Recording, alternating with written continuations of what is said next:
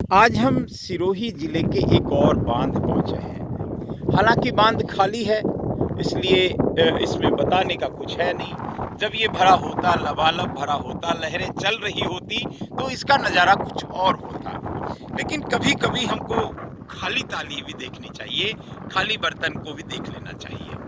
तो वही एक बर्तन है जो बरसात के पानी को सहेजता है, अपने अंदर समेटता है, उसको संरक्षित करता है और मुसीबत में यही पानी काम आता है। ये खेती के काम आता है, पीने के काम भी आता है, भूमि के पानी को रिचार्ज करता है।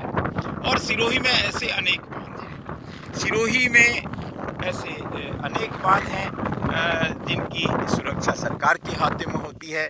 ऐसे कई बांध हैं जो जल संसाधन विभाग जिनकी देखभाल करता है, क्योंकि ये सरकार की संपत्ति है।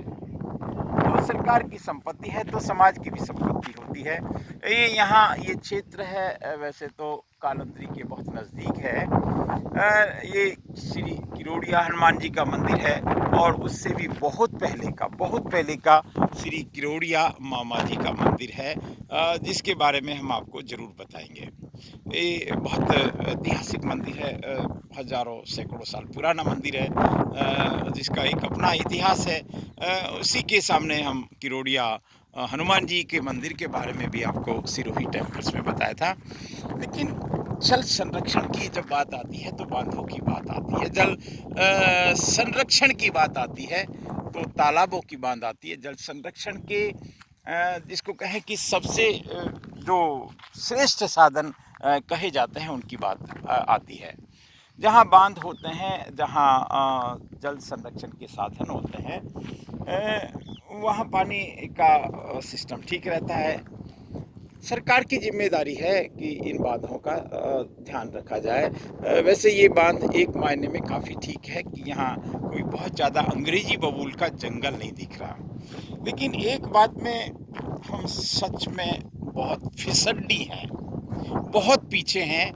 देखिए, पानी के साथ मिट्टी बहकर आती है, ये जल संसाधन विभाग वाले भी जानते हैं। पानी के साथ मिट्टी बहकर आती है, ये एक आम आदमी भी जानता है। और पानी के साथ मिट्टी बहकर आती है, ये सरकार, समाज, हमारे जनप्रतिनिधि सभी जानते हैं। तो ऐसा नियम होना चाहिए, ऐसा कानून होना चाहिए, ऐसी व्यवस्था होनी चाहिए जो हमारे पुरातन काल में होती थी। तालाबों की पूजा होती थी, पूरा गांव मिलके वहाँ की खुदाई करता था, वहाँ से मिट्टी पाल के ऊपर डालता था और वो बांध है जो मजबूत होता था। लेकिन ये परंपरा तो हमारी छूट गई, परंपरा तो हमने बहुत सारी छोड़ दी। हम पेड़ को ईश्वर मानते थे, वो सारी परंपराएं हमारी भले ही छूटी है। लेकिन अब सरकारी स्तर पर सही या सामाजिक संगठनों के स्तर पर सही, देखिए ये साल तो चला गया, अब बरसात आ जाएगी कुछ 2-4-5 दिन में, 10 दिन में, तो अब तो खुदाई की कोई बात नहीं कर सकता। लेकिन आप यहाँ देख सकते हैं, मैं थोड़ा सा इसको अगर नज़दीक से दिखाने की कोशिश करूँ तो पानी के साथ जो मिट्टी बहकर आती है वो यहाँ जमा हो जाती है। पानी या तो ज़मीन में उतर जाता है या भाप बन के चला जाता है या फिर पानी का उपयोग हो जाता है, लेकिन मिट्टी यहीं रह जाती है। तो सरकार को चाहिए, समाज को चाहिए, ऐसे ऐसे विधि विधान बना दे साहब। मैं सिरोही टेम्पल्स के माध्यम से ये हमेशा बात कर रखता हूँ कि डीसिल्टिंग बांधों की होनी चाहिए। बांधों के अंदर से तमाम कंटीली झाड़ियों की सफाई होनी चाहिए, बांधों का रखरखाव होना चाहिए। और फिर आप देखिए कि बांध टूट ही नहीं सकते। अब जैसे जैसे देखिए, हम नहीं जानते, कभी कभी कुदरत की इतनी मेहरबानी होती है कि पानी बरस जाता है, ज़्यादा बरस जाता है तो पानी फिर हमसे नहीं संभलता और वो या तो बांध को तोड़ कर निकलता है या फिर निकल जाता है। तो उसके लिए हमको चाहिए साहब, चाहिए, इसमें तो कोई बात ही नहीं है कि हम इनका जैसे तैसे रख रखाव करें। और कम से कम देखिए, बहुत सारे लोग हैं जिनको मिट्टी की ज़रूरत होती है, लेकिन अगर खनन विभाग की कोई विवाद नहीं हो तो लोग मिट्टी को खोद के ले जा सकते हैं। अब आप यहाँ देख सकते हैं मिट्टी के टीले बने पड़े हैं, इसमें भराव क्षमता, मैं समझता हूँ ये बांध जब भी बना होगा तब से बहुत संभावना कम है कि इसकी बीच बीच में डिसिल्टिंग हुई होगी। यहाँ हमको कुछ खेत भी दिख रहे हैं। ये एक नासमझी कहलाती है कि बांधों के अंदर खेत, बहुत सारे लोग तो बांधों के नाम पे ज़मीन छोड़ देते हैं, बांधों के नाम पे बांध खुदवा देते हैं, बांधों के नाम पे बहुत सारा डोनेशन दे देते हैं। लेकिन कुछ लोग होते हैं जिनकी कुदृष्टि इन बांधों की ज़मीन के ऊपर होती है। ये एक बहुत गैर जिम्मेदाराना बात भी है, और ये एक पाप के नरक में गिरने का एक तरीका भी है कि आप पानी, जो एक बहुत बड़ा जीवन बचाने वाला है, उस बांध को ही खेल लो साहब। तो हम यहाँ भी देख रहे हैं, पता नहीं किसका खेत है, क्योंकि मैं तो जानता नहीं, मैं तो यहाँ से गुजर रहा था।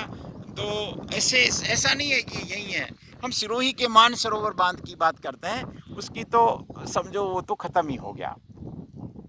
अब कौन करेगा, क्या करेगा, ये तो कुएं में भांग गिरी हुई है, ये बात सच है।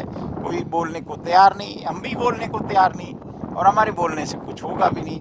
तो जो जागरूक लोग हैं, जो समर्थ लोग हैं, जो जो इसके जिम्मेदार लोग हैं, वो इस बारे में ज़रूर सोचें। ये अच्छा बांध है, जब भी बनाया है, जिन्होंने बनाया है, जिन्होंने इस बांध के बनाने का विचार किया होगा, वो सच में तारीफ़ काबिल है। ये सिरोही के निकट कालंदरी गांव का ये श्री किरोड़िया हनुमान जी का मंदिर भी है, और ये किरोड़िया बांध है।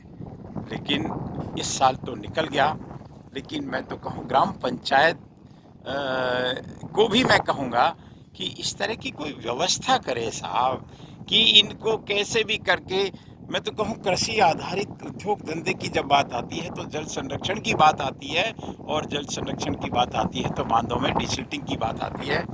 मैं बात को विराम देता हूँ इस खाली बांध को दिखाते हुए।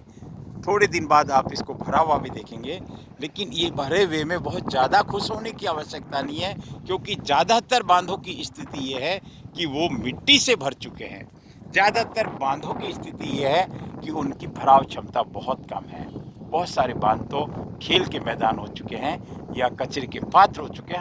हम बड़ी बड़ी कई बार बातें करते हैं, लेकिन हमारा जो मुख्यालय है, सिरोही मुख्यालय, उसके 7 तालाबों की स्थिति क्या है, किसी से छिपी नहीं है। कई बांध तो समाप्त हो चुके हैं, और जो बचे हैं उनका भी देख रेख हम नहीं कर पा रहे साहब। नमस्कार।